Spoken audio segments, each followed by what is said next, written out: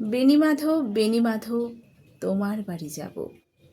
বেণীমাধব তুমি কি আর আমার কথা ভাবো? বেণীমাধব মোহনবাসী তমাল তরুমূলে বাজিয়েছিলে। আমি তখন মালতী স্কুলে ডেস্কে বসে অঙ্ক করি, ছোট্ট ক্লাস ঘর। বাইরে দিদিমণির পাশে দিদিমণির পর। আমি তখন নবম শ্রেণী, আমি তখন শাড়ি। আলাপ হলো বেণীমাধব সুলেখাদের বাড়ি।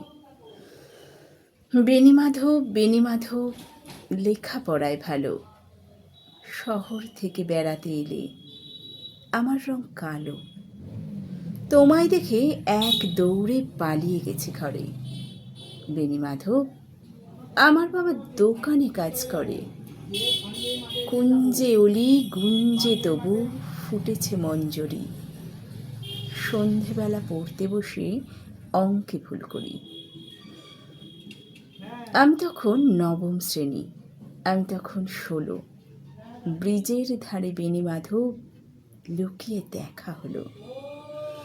বেণীমাধব বেণীমাধব এত দিনের পরে সত্যি বলো, সেসব কথা এখনো মনে পড়ে? সেসব কথা বলেছ তুমি তোমার প্রেমিকাকে?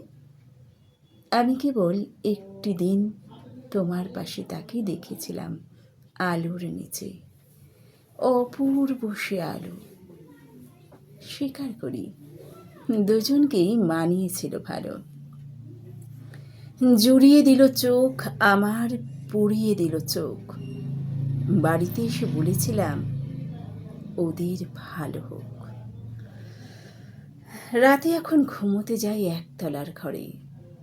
মেঝের উপর বিছানা পাতা, জ্যোৎস্না এসে পড়ে। আমার পরে জীবন ছিল চোরা পথের বাঁকে মিলিয়ে গেছে। জানি না আজ কার সঙ্গে থাকে। আজ জুটেছে, কাল কি হবে? কালের ঘরে শুনি। আমি এখন এই পাড়ায় সেলাই দিদিমণি। তবু আগুন, বেণীমাধব আগুনে জ্বলে কই? কেমন হবে আমিও যদি নষ্ট মেয়ে হই?